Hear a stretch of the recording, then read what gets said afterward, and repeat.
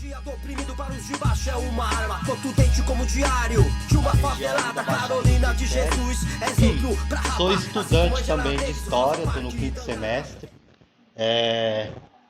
Também estudei até o oitavo, faltou um pouquinho a coisa para eu terminar Sociologia em 2013. Cheguei a trabalhar um tempo também na educação, né? E eu também sou rapper, faço parte de um grupo de rap chamado Catarse, um grupo de rap que a gente denomina como grupo de rap combativo, que é aqui de Suzano. Fui morador durante muito tempo aqui da Vila Fátima, né? Então eu conheço a região aqui. Já fiz parte enquanto coordenador de outros cursinhos aqui de Suzano, principalmente aqui na região também de Palmeiras, ali na escola Euclides e Gesca, né? Ali a gente já teve o cursinho Educafro, Uniafro e depois o cursinho Chico Mendes, né? Que eu acho que ainda deve estar nativo o cursinho Chico Mendes, mas não aqui, mas na região do centro de Suzano. Muito tempo que eu desliguei, nem sei como é que está funcionando, mas para dizer para vocês que eu tenho já uma certa aproximação, né? Com um cursinho popular, pré-vestibular. Eu não tenho uma linguagem muito acadêmica, né? Dentro da formalidade. Eu gosto de ser eu. A minha primeira faculdade eu sempre procuro dizer que foi o rap. Então eu tenho uma linguagem bem de periferia, bem fora da norma culta, né? Mas a gente tenta desenrolar aí. Então hoje eu fui convidado para estar conversando com vocês sobre a Carolina Maria de Jesus, né? Bom, eu estava falando com a Bruna, né? Bruna? Paula, desculpa. Eu para memorizar nome, eu vim lá da onde que eu trabalho até aqui falando Carolina Maria de Jesus. Porque eu confundia Maria Carolina de Jesus. Então eu tenho um pouco de dificuldade para memorizar nomes, tá bom? Então desculpa se eu errar.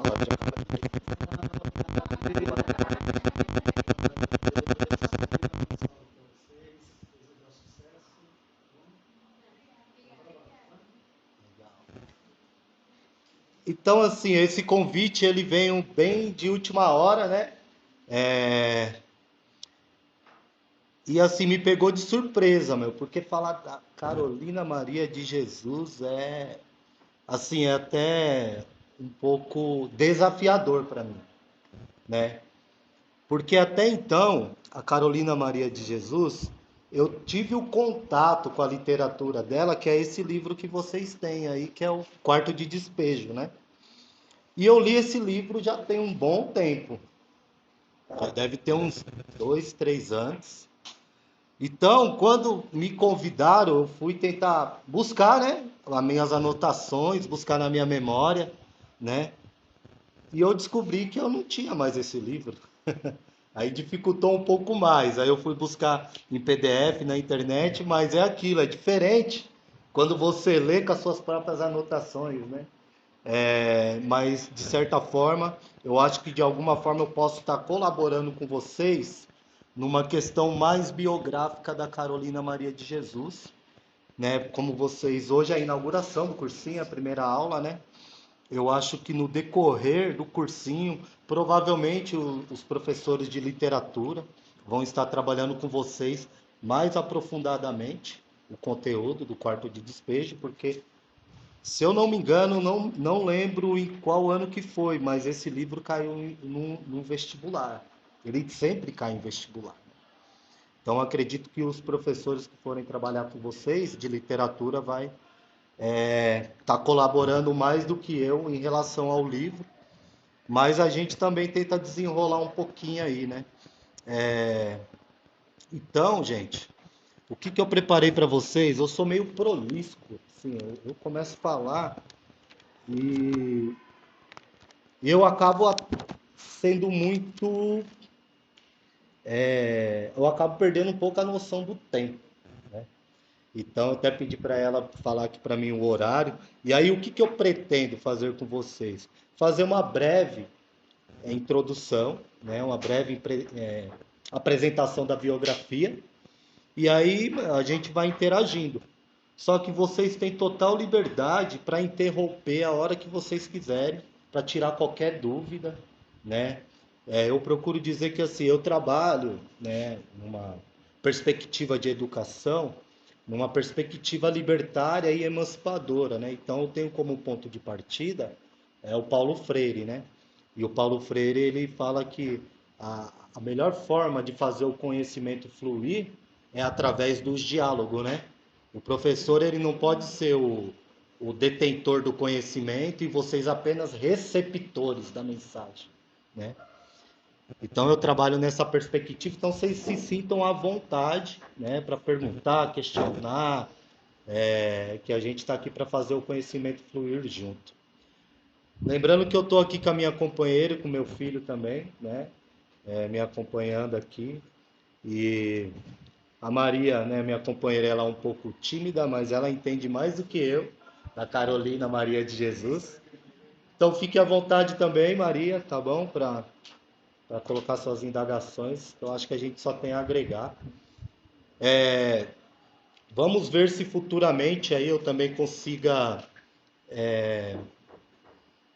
vir colaborar com umas aulas aqui no cursinho, fora essa parte, né, da cidadania. Isso aqui seria aula de cidadania, né? Eu vou ver se eu me comprometo também, né? Tá vindo aí para debater outros assuntos, para a gente discutir outras questões. Então, é isso. Hoje eu estou morando na cidade de Edson, né? Eu mudei da Vila Fátima, já tem um ano que eu estou lá na cidade de Edson. Eu sempre fui um cara meio itinerante, assim, né? Desde quando eu morava com meus pais, a gente nunca morou fixo num bairro, né? Então, vários bairros de Suzano eu já morei.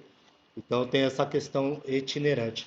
Mas o tempo maior que eu me estabeleci foi ali na Vila Fátima mesmo, que eu morei ali de 2008 até 2023, né? Então, eu acompanhei muito das mudanças e das permanências, né, ali na Vila Fátima. Para quem não sabe, em 2013, a gente fez um espaço que chamava Espaço Povo Forte. Ficava ali em frente ao Daso, né? Acho que todos aqui conhecem, né? Não estou falando coisas muito distantes de vocês, não, né? E ali, em frente ao Daso, esse Espaço Povo Forte, ele também tinha uma característica de cursinho popular. Mas só que ele ultrapassava a ideia do cursinho popular porque ele também era um movimento social. Porque ali a gente fomentava tanto essa questão da educação popular, como também a questão do atividades culturais, formações políticas. E o interessante eu falar disso daí, vocês vão ver que tem tudo a ver com a Carolina Maria de Jesus, porque a gente organizou esse espaço de forma autônoma no Nós por Nós, né? A gente nunca teve vinculado com partido político, com empresa, né? Para dizer para vocês que sim, vocês estão num espaço realmente aqui da região de Palmeiras que acontece várias coisas. Assim. Tem uma história muito de combatividade dos de baixo, né? Bom, agora vamos falar um pouquinho da Maria Carolina de Jesus.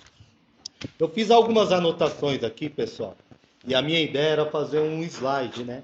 Trazer até uns vídeos, mas essa semana para mim foi muito corrido.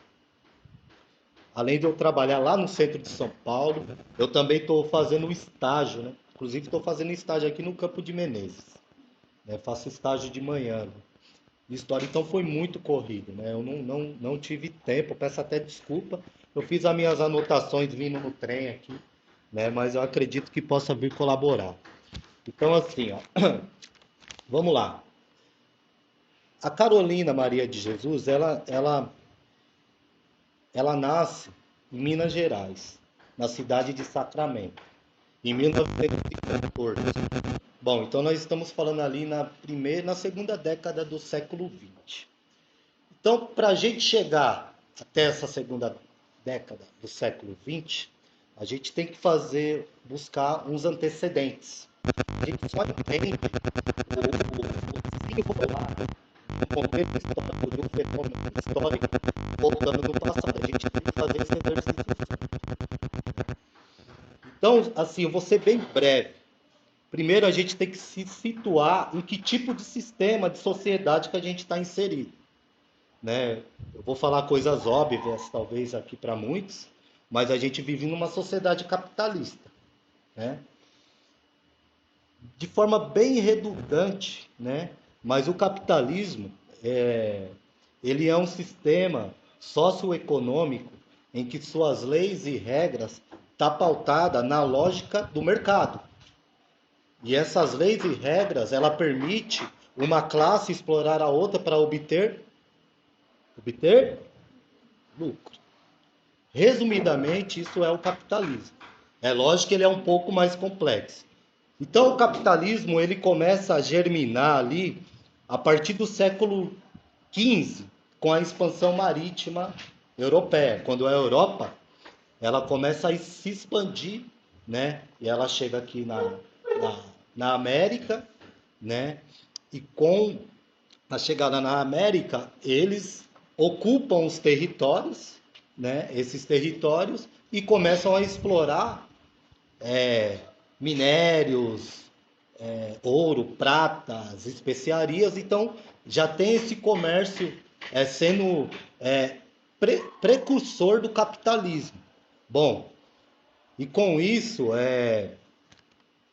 também outro elemento que eu não posso deixar de citar, isso assim, a gente está falando ali do século XV, né? E sendo bem breve, a partir da metade do século XV, né, para o século XVI, para o começo do século XVI, tem outro fator que faz o capitalismo, faz o motor do capitalismo girar, que é o tráfico negreiro, né? E a escravidão africana.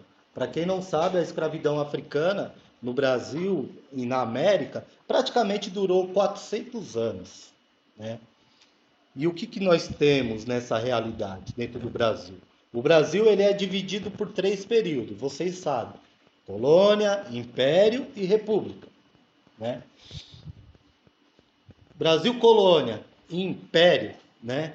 Até chegar ali na proclamação da República. Então, o Brasil, a mão de obra que fez o capitalismo brasileiro, a economia do Brasil gerar foi a mão de obra escrava, foi a escravidão. Então, em 1988, é feito a abolição, certo? A chamada Lei Áurea. Então, essa população que foi escravizada, após a tal Lei Áurea, eles foram, como que eu posso dizer para vocês? Foi feita a abolição na teoria, mas na prática as condições continuou a mesma e até pior para a população que supostamente estava sendo liberta, né? E essa população, então, ela não teve direito à terra, não teve direito a condições básicas de sobrevivência, tanto no campo quanto na cidade. E o que restou para essa população? Se organizar nas favelas. É daí que surgem as primeiras favelas no Brasil. As favelas é consequência de uma abolição que foi feita, mas não foi feita uma reparação social, política, econômica para essa galera que estava sendo escravizada, que foram escravizados, certo? Então, com isso surgem as primeiras favelas. Então, nós estamos falando ali no finalzinho do século XIX, né? Em 1988, né? E aí, em 1989, é proclamada a República, o Brasil deixa de ser império e se torna uma república. Então, após essa abolição, mais ou menos quase 30 anos após a abolição, nasce a Carolina Maria de Jesus, certo?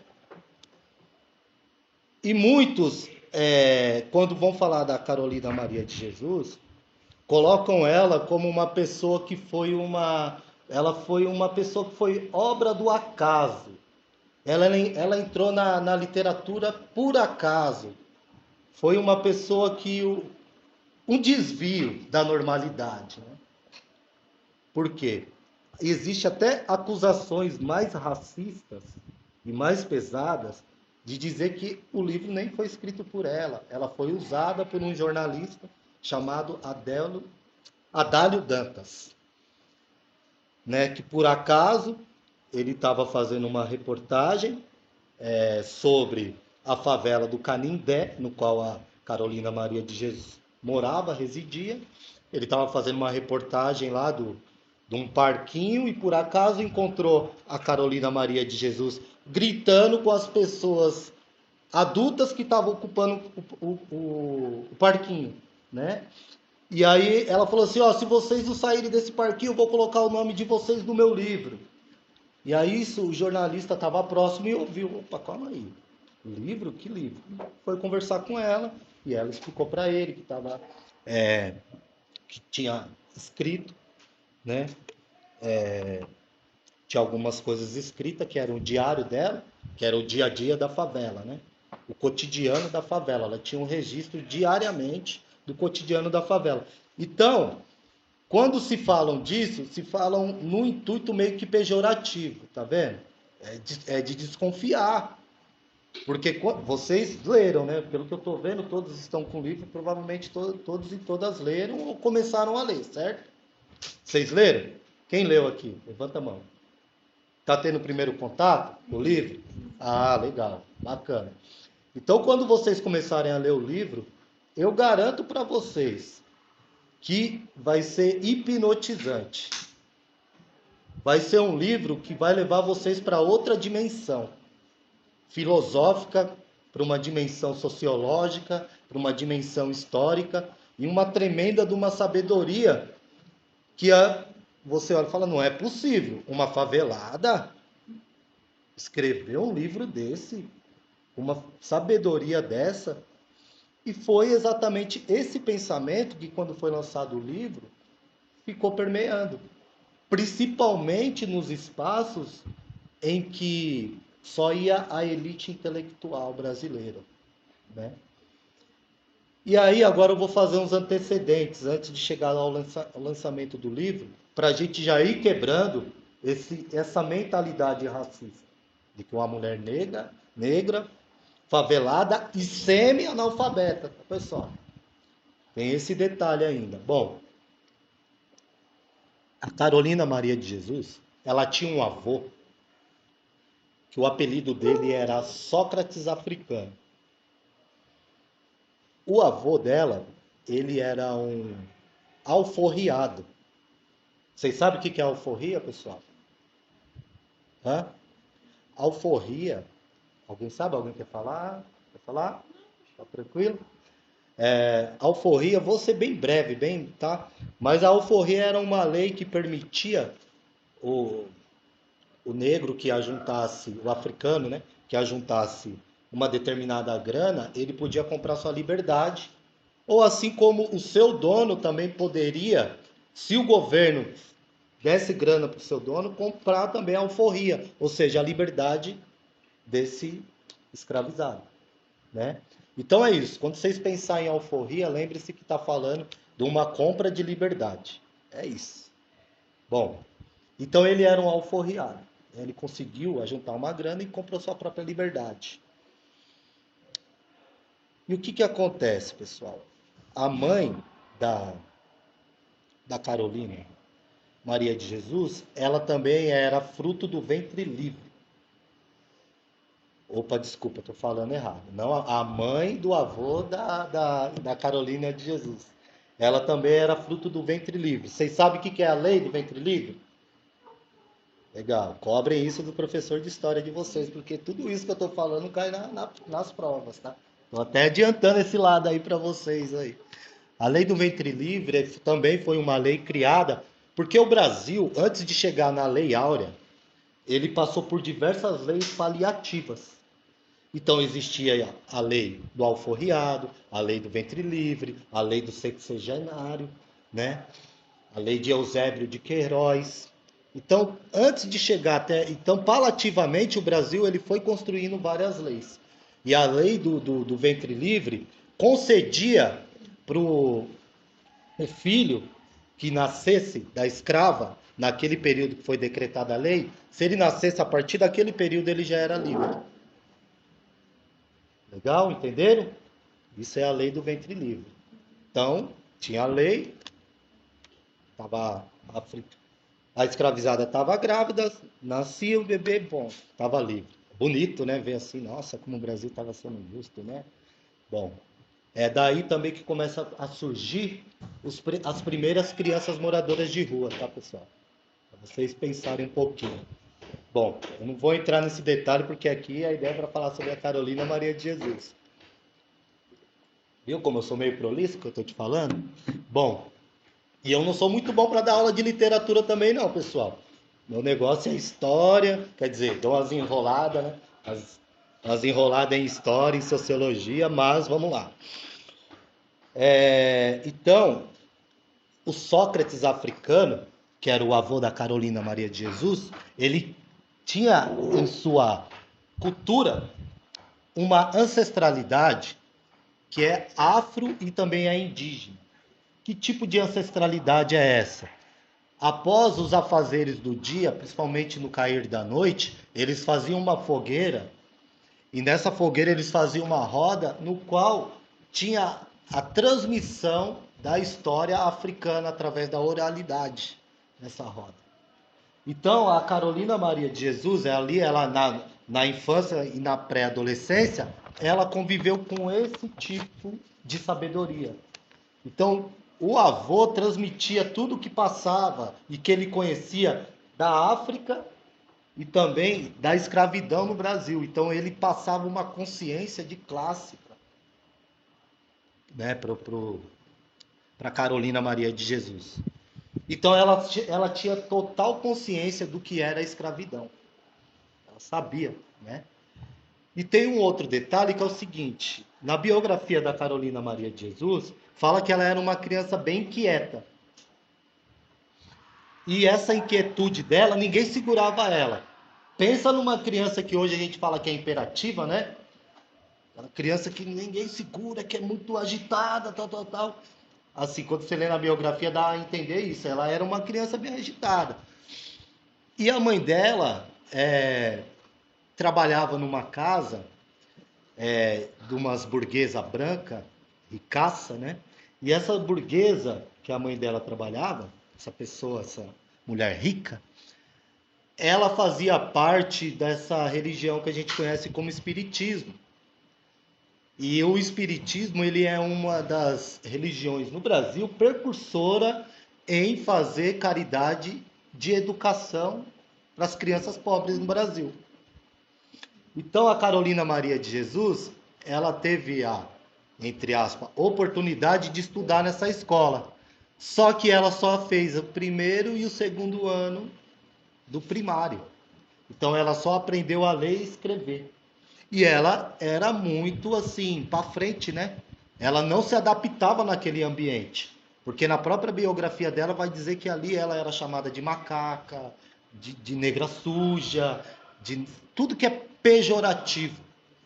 Então ela já desde pequenininha já sentiu racismo, então ela abandonou a escola. As condições da família delas ficou bem difícil na em Minas Gerais. Eles vieram para São Paulo, né? E em São Paulo, a Carolina Maria de Jesus, ela vai trabalhar, os seus primeiros empregos foi como empregada doméstica. E aí tem uma frase que ela fala que eu acho muito impactante. Ela fala assim: "Eu não sou uma mulher que nasci para ficar limpando sujeira de patrão nenhum". Então ela no dia a dia ela não ficava, ela mudava muito rápido de serviço, né? Ela não se adaptava, porque primeiro ela não abaixava a cabeça para os patrões. Inclusive, além de não abaixar a cabeça para os patrões, ela sabia como operava o racismo. E essa consciência dela, ela tinha a percepção. Então, por exemplo, para vocês terem uma ideia, na biografia dela tem uma cena que mostra que assim, ela trabalhou para um cirurgião que foi um cara que fez a primeira cirurgia mais delicada no Brasil, um cara ricaço, um cara de grana mesmo. E esse cara, ele tinha um cofre na casa dele que ele guardava toda a grana dele nesse cofre. E um dia ele passou o código do cofre para um outro empregado dele. E a Carolina, ela estava limpando a casa e ela tinha uma memória muito boa. Por coincidência, ela estava limpando e ouviu. E aí ele pediu, o patrão pediu para esse cara anotar no papel, né? E esse cara perdeu esse bilhete, perdeu esse papel. Então, tipo, né? Perdeu o segredo do cofre. E ela, não se sabe se de forma ingênua, honesta, ela foi lá e falou pro patrão: eu sei, eu ouvi aquele dia que você estava falando. E ela foi lá e passou a senha do cofre, ele foi abrir o cofre, normal. E ela ficou até feliz, né, pela generosidade. Não deu meia hora, ele mandou ela embora sem direito nenhum. Então, assim, para a gente ir entendendo como que a Carolina, ela tinha essa consciência de classe. Ela já tinha uma consciência de classe, mas o dia a dia dela foi inflamando mais essa consciência, né? Bom, ela também tem um elemento que a gente também a gente tem que estar bem informado, que ela tinha o hábito, desde a escola, com o seu dia a dia no diário. Ela sempre teve esse hábito, ela sempre teve essa habilidade de anotar. E tem uma coisa também curiosa que eu preciso falar para vocês, que está até aqui nessa imagem, tá vendo? Vocês veem que tipo de livro que ela está segurando? Ela amava a gramática e a língua portuguesa. Lá em Sacramento, Minas Gerais, tem uma coisa que eu acho que é importante vocês saberem também. Ela passou por uma situação assim. Ela estava com as pernas muito machucadas, devido a estar trabalhando muito, que ela trabalhava na roça com a mãe e tal, né? Então ela estava com a perna machucada.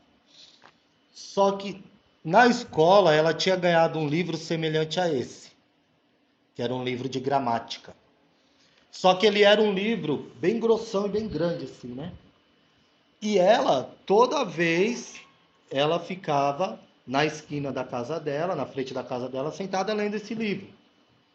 Só que quando ela estava com as pernas, nesse período que ela ficou com as pernas machucadas, ela passou a ficar mais tempo ainda em frente da sua casa lendo.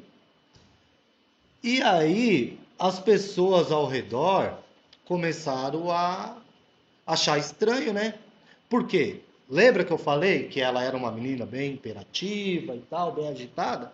As pessoas já tinham um olhar voltado para ela, que ela era uma pessoa meio estranha, meio esquisita, né? Esse era o olhar que as pessoas tinham. Então, começou a vir acusações de que ela estava lendo um livro de bruxaria, que ela estava lendo um livro de magia negra, que eles chamavam. Vocês já ouviram falar num livro chamado São Cipriano? Então, acusaram ela de estar lendo esse livro e que ela ia fazer uma grande maldade para a cidade. Ela era uma bruxa perigosa. E naquela época existia uma lei. Por isso que eu estou falando, quando eu vou situando, assim, ó, que nem eu falei, ó, a gente está falando das primeiras décadas do século XX. Nesse período no Brasil tinha uma lei chamada Lei da Vadiagem. Não sei se vocês já ouviram falar.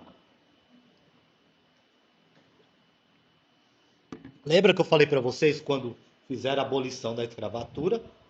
Não deram condições nenhuma para a população que foi escravizada. As pessoas ficaram vagando pelas ruas, procurando um jeito de sobreviver. E o governo brasileiro, né, teve a brilhante ideia de criar a lei da vadiagem, ou seja, quem ficava pelas ruas perambulando, não trabalhando, ia em cana. Então, acionaram a polícia, pegaram ela e prenderam ela dentro dessa lei, a lei da vadiagem. Ela ficava na rua vadiando, pelo fato de estar lendo um livro. Enfim, é bom a gente já ir falando isso, porque tudo isso que eu estou falando para vocês, pessoal, eu vou falar até uma parada que eu anotei aqui, que é assim, a gente tem que saber separar o que é pensamento e o que é linguagem. Tanto o pensamento quanto a linguagem estão alinhados um ao outro. Porém, o pensamento, ele não aflora só através das palavras. O pensamento, ele aflora, ele amplia, ele se amplia através das imagens, através da observação. Porém, com a linguagem, quanto mais você, por exemplo, vai se evoluindo, buscando conhecer mais, estudando, né? Por isso que vem até a questão da leitura, a importância da leitura. A linguagem, ela te dá mais repertório para você poder ampliar seus horizontes, sua visão de mundo. Entende? Então, o pensamento é através das imagens também que ele é formado. E isso é muito importante para entender também o porquê que a Carolina Maria de Jesus, como vários outros que ficaram no anonimato, a gente não tem ideia de quantos e quantas Maria Carolina de Jesus já teve no Brasil, mas ficaram no anonimato. E tem até hoje vários, mas estão no anonimato. Porque a Carolina Maria de Jesus teve a sorte de encontrar aquele jornalista que eu falei para vocês, que ajudou ela a lançar o livro. Mas e quantos outros? Né? Eu até procuro, assim, tem uma parada no rap para nós, que é o seguinte. Mano, não adianta, eu tenho várias críticas, mas o Mano Brown, eu tenho críticas ao Mano Brown, mas é inegável que o cara é um gênio, velho. Fazer a música que ele faz, o talento que ele tem para cantar, as ideias que ele passa, o cara é um gênio. Então, assim, por que eu tô falando isso para vocês? Porque existe também uma ideologia de que tenta enfiar na nossa cabeça de que você só consegue aflorar suas potencialidades intelectuais somente através do letramento, né? Não é bem assim. E a Carolina Maria de Jesus é o maior exemplo disso. E eu até falei o Mano Brown. Para quem não sabe, Mano Brown só tem a quinta série, gente, né? Não que eu tô falando com isso que a gente também não tem que estudar, não tem que ir para faculdade, não. Tô dando um exemplo assim que a gente tem que começar a desconstruir os preconceitos, porque a faculdade também, se não tomar cuidado, ao mesmo tempo que ela te dá subsídios para você ser um intelectual, ampliar sua visão de mundo, ela também tem a capacidade de aprisionar. Se você não for uma pessoa crítica, só obedecer, só aceitar, se você não pegar esse hábito da crítica, do duvidar, né, você também é moldado. E a escola, ela é um instrumento de mudar pensamentos, gente. Vai pensando que a escola também ela é um espaço de libertação. Não, numa sociedade de classe, isso está bem longe de ser realidade, né? Não é à toa que a gente vê a precarização cada vez mais frenética da educação, né? Bom, voltando para Carolina Maria de Jesus, deixa eu ver minhas colinhas aqui. Então, esse livro, O Quarto de Despejo, que vocês tiveram acesso, esse livro, ele foi lançado em 1950, não, melhor, ele foi escrito, a Carolina Maria de Jesus começou a escrever no seu diário em 1955 e ele foi lançado em 1960. Quando esse livro foi lançado, para vocês terem uma ideia, ele atingiu o patamar de ser vendido para mais de 40 países. Ele foi traduzido para mais de 14 idiomas. Ele foi um livro que na primeira semana ele esgotou todas as tiragens que fizeram. Foi um livro que vendeu muito, gente. Esse livro ficou por um bom tempo sendo um dos livros de literatura brasileira no topo. Até o Jorge Amado, que para a época era o mais requisitado, a Clarice Lispector, né? ficavam bem abaixo do que foi esse livro, perante de vendagem, né? Ou seja, com isso, a Carolina Maria de Jesus, ela conseguiu sair da favela. Porque ela não se conformava em viver numa condição de favela. Ela nunca se conformou com essa condição. E com esse livro, ela conseguiu sair da favela, mas é o que o Racionais fala, né? Você sai do gueto, mas o gueto não sai de você, né? Faz muito sentido. Eu, quando ouvi aquela música, eu falei, mano, os caras leram Carolina Maria de Jesus, não é possível, velho. E vocês vão entender o porquê. Então ela sai da favela, mas não vão pensando vocês que também foi tudo pacífico, legalzinho. Não foi. A Carolina, ela arrumou muita treta, muita, com a própria galera da favela mesmo, porque ela relatou no dia a dia. Está relatado o dia a dia da favela. Então tudo que ela via que acontecia na favela, ela colocava mesmo.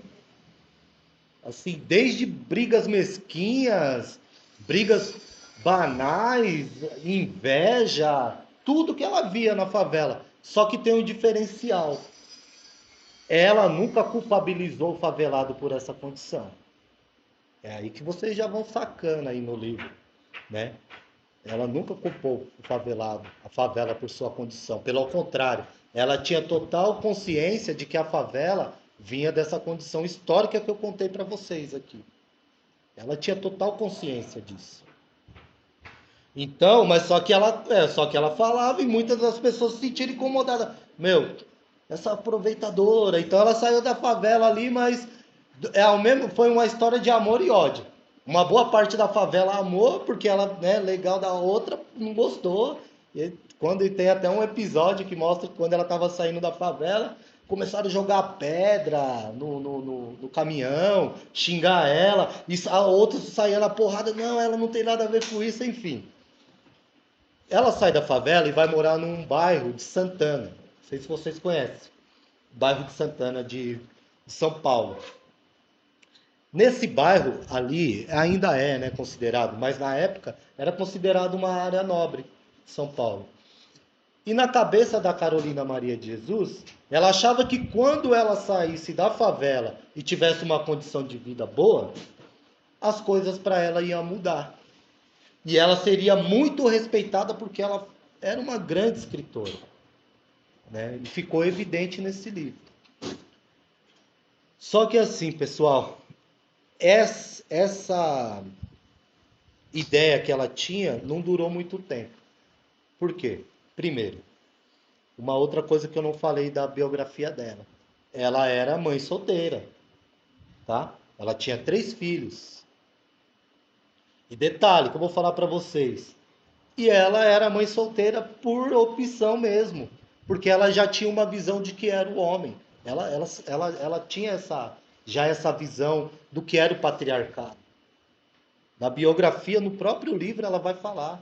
Ela falava que não queria ter um homem que não corresse junto com ela, né? Então, ela cuidava dos filhos sozinha. E aí ela sai da favela, os filhos dela eram maltratados pra caramba na favela. Bom, então ela achava que tirando os filhos da favela, saindo da favela, a vida dela ia mudar. Ela, quando ela vai para Santana, ela matricula os filhos nos melhores colégios de São Paulo, né? Muda radicalmente a vida dela. De favelada para uma pessoa bem-sucedida, vamos dizer assim. Só que o drama dela não cessou, pelo contrário. O drama dela continuou tão frenético e talvez foi até pior do que quando ela estava na favela. Por quê? Primeiro porque ela era negra, certo? E nós estamos falando de uma época que, mano, a população afro tem uma condição de vida semelhante aos playboy. Playboy, vocês sabem, né? De boa. Playboy, burguês, os ricos, né? Pô, uma pessoa negra, favelada, no meio dos playboy. E assim, ela não fez voto de pobreza, pessoal. Não sei se vocês sabem o que é voto de pobreza. No Brasil tem essa mentalidade, né? De que o pobre não pode ostentar. Você é louco? Pobre ostentar? Querer tudo do bom e do melhor? Não, o pobre tem que se contentar com a pobreza. Isso é voto de pobreza. Ela não tinha essa mentalidade do voto de pobreza. Então, quando ela começou a ganhar grana, ela quis mesmo usar as melhores roupas, jantar nos melhores restaurantes, ter a casa mais bonita. E ela conseguiu adquirir tudo isso. Então, ela começou a circular em espaços que não foi prensado por pobre. Então a presença dela nesses espaços e com os filhos dela era muito indigesta. E aí que começa o drama dela, né? Por quê?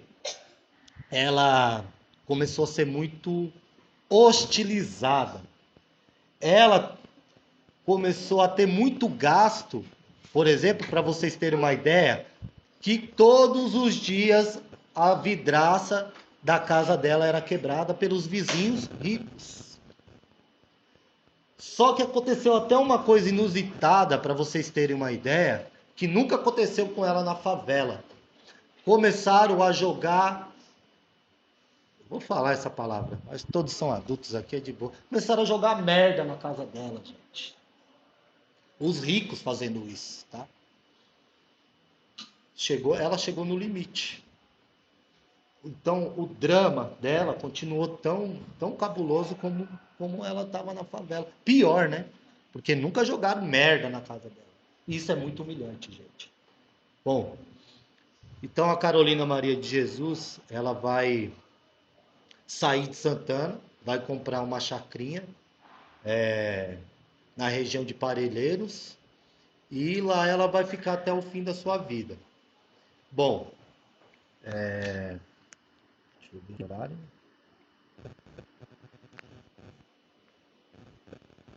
Assim, ela teve essa ascensão e é bom a gente também falar um pouco da queda. Né? Em meio a essa trama toda da vida dela, ela também começou a ser passada para trás pelas editoras, pelos capitalistas que controlavam a venda do livro dela. A tal ponto que chegou num certo momento, ela já não recebia mais nada.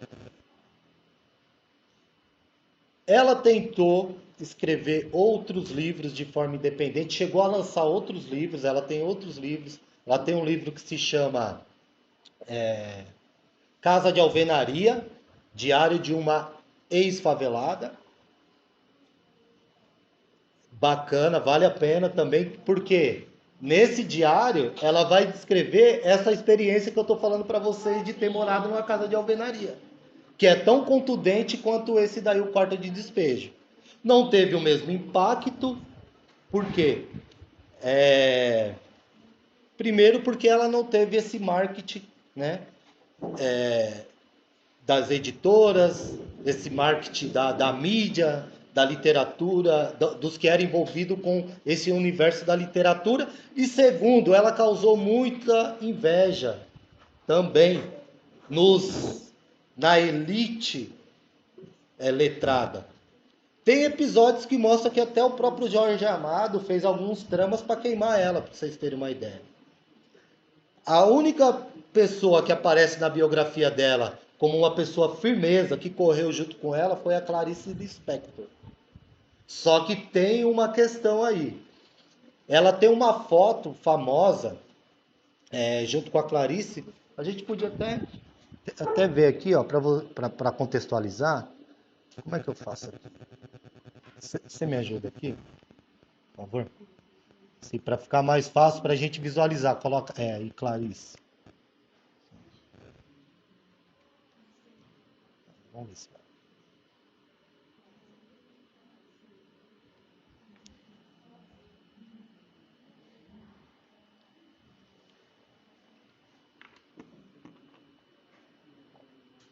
Um minutinho, pessoal. Alguma dúvida até aqui? Querem perguntar alguma coisa, questionar? Tá bom do jeito que a gente está conduzindo aqui? Tá legal? Tá sendo entendível? Tranquilo? Beleza.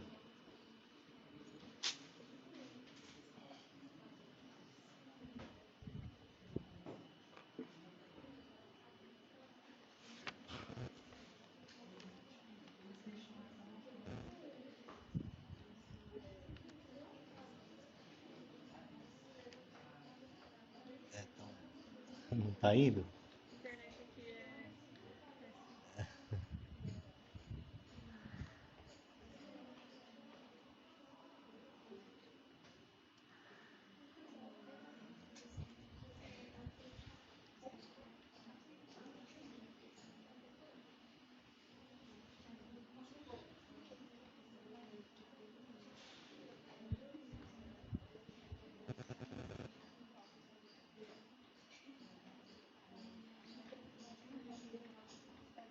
Isso, essa aí.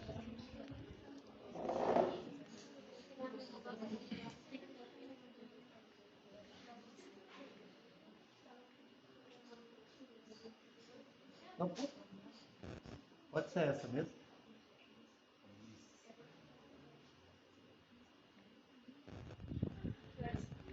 Pode ser aquela outra ali, ó. É só pra mim, só falar uma polêmica que gerou em torno disso. Acho que dá pra ver aí, né? Tá aí, não é? Então, pessoal, tá um pouco difícil aqui para ampliar, mas ó, essa daqui é uma foto histórica, né? Clarice Lispector e Carolina, né, Maria de Jesus. Bom, essa foto aqui, após ter saído essa foto nos jornais, os jornais de maior vinculação, de maior acesso popular no Brasil, descreveram que assim, a Clarice Lispector tira uma foto junto com a Carolina de Jesus, porém, a Carolina está parecendo a empregada. Construíram uma visão totalmente pejorativa. Isso daqui. Por que eu estou falando isso, pessoal? Porque quanto mais foi inflamando esse estereotipo da Carolina, mais ela foi sendo apagada, aos poucos ela foi sendo apagada, sabe? Foi uma estratégia para ir apagando a memória dela.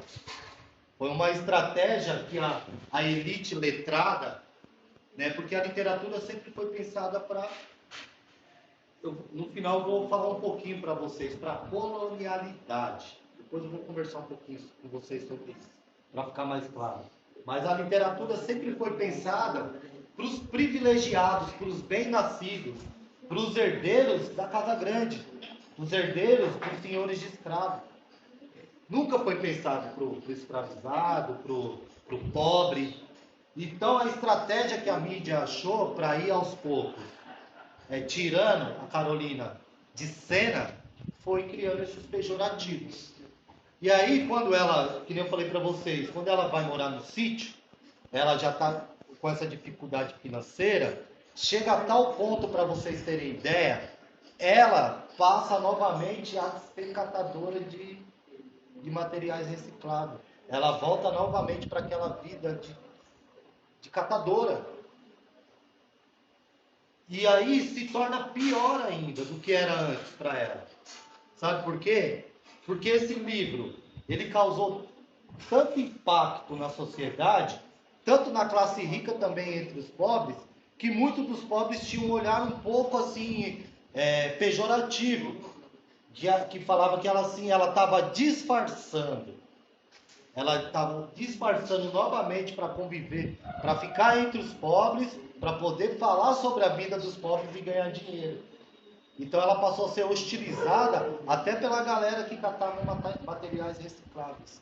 Tudo isso consequência desse imaginário que foi sendo construído sobre a vida dela, sobre ela, sobre a fama.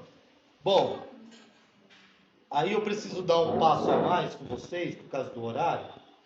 É bom lembrar que, tipo assim, o Brasil, nesse período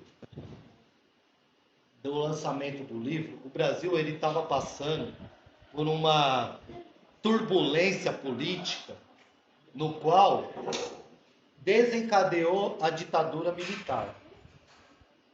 Bom, e a Carolina, ela era também uma pessoa que ela dava opinião dela política, ela tinha uma visão política, então ela escrevia cartas, ou quando ela ia num programa de TV, de rádio, ou quando ela ia escrever para algum jornal, alguma matéria ou algo do tipo, ela se posicionava politicamente.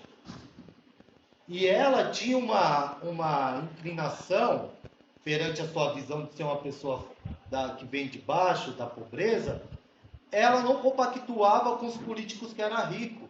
Então ela estava muito próximo de uma ideia socialista. E isso era muito perigoso para aquela época. Porque você tinha o Jânio Quadros, que foi um presidente que sofreu o golpe, depois veio a ditadura militar. Ele tinha uma proposta de reformas de base, né, que a gente fala. Então ele estava propondo fazer a reforma agrária, ele estava propondo a fazer uma reforma na educação. Ele fez uma reforma que permitiu ampliar o voto, porque até então, naquele período, quem era analfabeto não podia votar. Então ele ampliou o acesso ao voto. Ele estava fazendo, por isso que é uma reforma de base, ele estava mudando estruturalmente o Estado. Ele tinha uma proposta de mudar um pouco da estrutura do Estado brasileiro. E com isso, a Carolina tinha uma identificação muito forte com ele. E esse daí foi mais um dos motivos para ela ser perseguida. Por quê? Começou a ser taxado que ela era comunista. Né? E aí tem uma palavra chamada ostracismo. Não sei se vocês já ouviram falar. Sabe o que é ostracismo? Ostracismo é quando você é uma figura pública. Vou tentar dar um exemplo mais prático. Você é uma pessoa, uma figura pública. Só que você tem passa por uma determinada situação que as pessoas te tiram enquanto figura pública e te isolam e te deixam você invisibilizado. Então ela sofreu um ostracismo. Por esse impacto político também. Bom, e com isso, pessoal, ela voltou para a rua, voltou a ser acatadora novamente, passou por diversas dificuldades, como ela passava na favela, a diferença é que agora ela tinha um sítio, então ela podia plantar, né? Então ela não chegou a passar fome, que nem ela passava antes, nem os filhos, mas porém ela voltou a ser catadora. Resumindo, eu queria estar falando para vocês os impactos desse livro para aquele momento. Existe uma especulação até que ponto foi positivo e negativo, porém o poder público, após o lançamento desse livro, ele foi forçado a dar moradia popular para a galera que morava na favela que ela morava, que era a favela do Canindé. Não existe mais essa favela. O governo foi forçado pela força popular a fazer moradias populares para a população. Ou seja, o impacto do livro ocasionou isso, pelo menos de um... Pode falar. Foi o Império que surgiu o Segredão? Ou não? Nossa, é uma boa pergunta. Eu vou ficar te devendo, né? Mas é uma política de moradia popular, eu não sei em que contexto que surgiu, né? Mas pode ser, é uma boa pergunta para a gente pesquisar, tá bom? Mas assim, mas aí que entra a questão do CDH. Foi muito bom você ter falado, porque para onde que foi morar essas famílias que moravam na favela do Canindé? O Canindé é próximo do centro, da região central de São Paulo. O que eles fizeram? Construíram essas casas populares nas periferias. Afastou mais a população. E aí tem uma palavrinha chamada gentrificação. É bom vocês pesquisarem isso também. Isso aí cai em vestibular também. Que é isso, a especulação imobiliária, ela valoriza as áreas nobres e tudo que não é compatível com essa especulação imobiliária é gentrificado, é tirado, é afastado. Então foi isso que aconteceu. Eles sofreram um processo de gentrificação. Bom, eu não poderia deixar de falar isso, porque é aí que entra a questão até que ponto foi importante ou não. Porque ao mesmo tempo que a população teve moradia, mas saiu da região central. E na região central tudo é mais fácil. E fora que quando você remove também as pessoas de um determinado local, você não está só tirando as pessoas dali, você está tirando uma história, uma cultura, uma vivência. É muito complicado isso. Bom, a atualidade, né, ou melhor, o legado. Vamos falar um pouco do legado da Carolina Maria de Jesus para nós. Vocês já ouviram falar em literatura periférica, marginal? Literatura marginal, para quem não sabe, não é que é feito por bandido, criminoso, quem, né? Não, literatura marginal é escrito por quem vive à margem da sociedade, quem vive na periferia, né? Então a Carolina Maria de Jesus, ela conseguiu potencializar isso em todas as periferias do Brasil, né? Ela foi a precursora disso. Então hoje, quando a gente ouve falar no Ferrez, no Mano Caques, no Sacolinha, Sérgio Vaz, né? Em, mano, um universo de literatura sendo produzida nas periferias, a gente tem que lembrar da Carolina Maria de Jesus. Então vocês veem a importância, né? Vocês conseguem perceber a importância? E outra questão, para fechar mesmo, que aí eu acho que talvez dialogue com o conteúdo também dos vestibulares, é vocês entenderem que assim, isso é notório com todos os pesquisadores, tá? A Carolina Maria de Jesus, ela teve uma importância contra o colonialismo. E eu vou ser bem breve. Que seria, por que ela teve uma importância contra o colonialismo?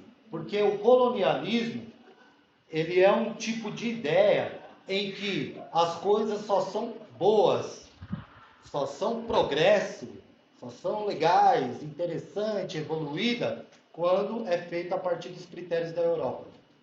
Então, tudo que foge do que é imposto pela Europa é contra-colonial.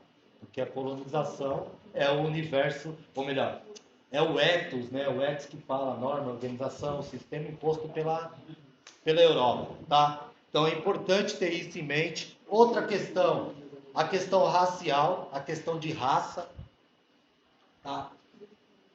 Raça enquanto... Vocês sabem o que é racismo, né, pessoal? Não tem muita novidade para vocês, né? Então, quando se pauta a questão da raça, você está falando assim, sociologicamente existe a raça, biologicamente não. Nós somos uma espécie. Nós somos uma espécie chamada Homo sapiens, né? Mas só que sociologicamente ainda se coloca a ideia de raça para confrontar o racismo. Por quê? O racismo ele é aquela ideia que você hierarquiza as pessoas pela cor da pele. Isso é racismo. É você hierarquizar. Você colocar um grupo, por exemplo, os brancos, como superior aos negros. Isso é racismo. E a Carolina Maria de Jesus, né, ela vai bater muito nisso e vai desconstruir, vai mostrar que essa ideia é uma ideia tão atrasada, né? Porque ela ultrapassou os mais requisitados da literatura brasileira, os que estudaram nas melhores universidades aí, fora do Brasil, né? Bom, outra questão, a questão de classe, também, porque ela foi a voz da classe trabalhadora. Ela incomodou muito porque ela batia de frente com a classe burguesa, com os ricos, né? Ela era uma voz a mais dos trabalhadores. Ela trazia as dores dos trabalhadores no dia a dia, né? Inclusive ela falava assim que o Brasil só ia mudar quando fosse governado por um operário ou por alguém que já passou fome. Essa era a opinião dela. O Brasil só ia mudar desse jeito. Se alguém chegasse na presidência ou qualquer outro cargo político, alguém que já passou fome, porque quem passou fome e conhece a pobreza, vai fazer de tudo para que outras pessoas não vivam nessa condição. Olha a consciência de classe. Né? Isso que a questão de classe é importante. E para finalizar, a questão de gênero. Né? Porque ela também foi uma revolucionária contra o patriarcado. Né? Como eu falei para vocês, ela era mãe solteira, mas não foi por uma questão do acaso. Foi por uma opção mesmo. Ela fala, quem lê a biografia dela vai ver. Se ela quisesse, ela ficava com os caras que ela se relacionou. Os caras tinham proposta. Não, não quero. Né? Ela tinha essa visão mesmo da mulher independente, autônoma, né? E ela sabia do machismo que os homens, falando naquele período que permanece até hoje, né? O patriarcado não foi derrubado, né? Que os homens tinham essa arrogância, essa prepotência de achar superior às mulheres. Bom, pessoal, eu acho que era isso introdutoriamente que eu tinha para apresentar para vocês. Espero, de alguma forma, ter colaborado. Eu tinha conversado com o pessoal da coordenação que eu iria estar fazendo um rap para vocês no final. Porque o rap que eu faço também tem total referência, né, na Carolina Maria de Jesus. Porém, o meu parceiro não conseguiu vir junto comigo, né? Então eu vou ficar devendo para vocês dessa vez, mas numa outra oportunidade que eu vier aqui, tiver uma atividade cultural do cursinho, eu disponibilizo aí o meu grupo para a gente vir aqui também e fazer uma apresentação para vocês, tá bom? Perguntas, dúvidas? Vamos lá, podem falar, fiquem à vontade. Bora.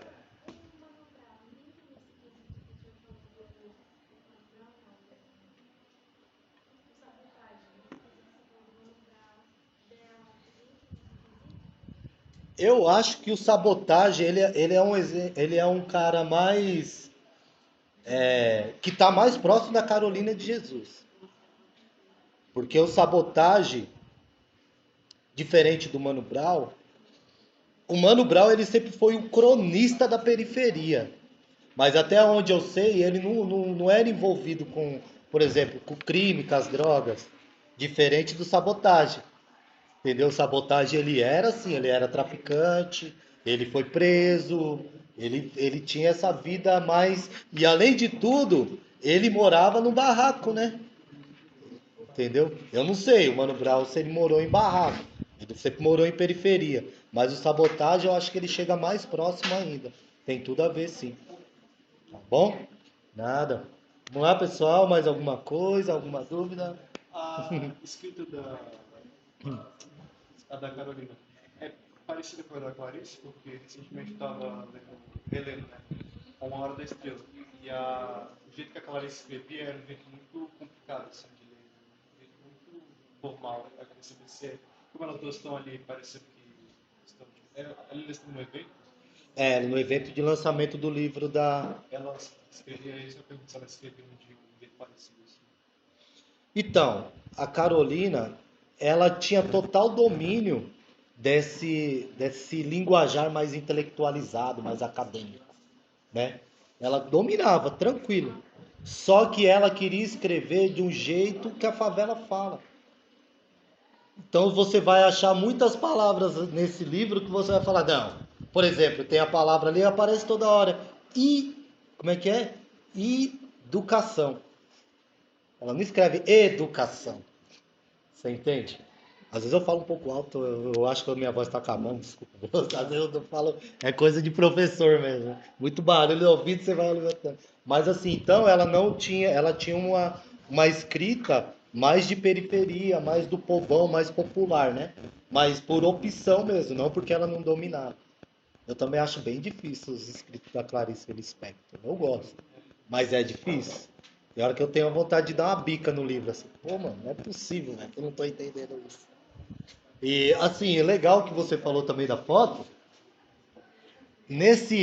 Pra vocês terem uma ideia, nesse evento, em 30 minutos ela vendeu todos os livros. Só que tem um detalhe, esse evento foi organizado pelo... Nossa, me deu branco agora, o Capitão de Areias, o Jorge Amado. Ele que organizou o evento, porque ele também tinha acabado de lançar aquele livro dele que é bem requisitado lá, A Mulata, como é que é? Esqueci o nome. Tem um livro, vocês sabem? Agora falhou. Hã? Eu acho que é isso. Aham. Sim, isso. Enfim, ele organizou o evento porque ele tinha lançado esse livro.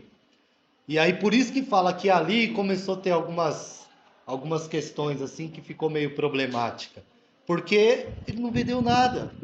Ela vendeu em 30 minutos e o evento ficou chato, diz, né? Na matéria que fala, porque ficou chato, porque não tinha mais o que fazer. Ela já vendeu, já deu autógrafo e as pessoas que foram lá foram para comprar o livro dela e para ver ela. E aí diz que assim, então o Jorge Amado, ele acabou criando um boicote ali, teve alguns problemas. Mas assim, eu acho que não era atrito entre os dois. Eu acho que o que prevaleceu foi os interesses capitalistas das editoras, entendeu? Porque, assim, essa galera, Jorge Amado, Clarice Lispector, né? Eles tinham uma grande, assim, admiração pela Carolina, né? Mas é isso, tá bom? Mais alguma coisa, pessoal? Alguém mais? Podem falar, qualquer... Tudo bem? Tranquilo? Deu para colaborar aí para a reflexão? Foi bacana? Da hora, então. Eu agradeço aí ao pessoal do cursinho, tá? É isso. Tudo de bom para vocês e boa aula, tá bom, pessoal? Tchau. Obrigado. Vai ter uma palminha, né? Eu entendo vocês, porque após o almoço, vocês estão aqui desde manhã, né? Após o almoço, esse horário, mano. Não, eu não me aguento ficar falando, né? Imagino vocês. Eu ia bater palma, mas Não, na verdade, não é uma palma. Essa palma são para vocês, por vocês estarem até agora aqui. Eu sei que é muito puxado, tá bom? Muito. Mas parabéns aí pela resistência. Sujeitos do gueto, armados da periferia, armados com livros e consciência crítica armada.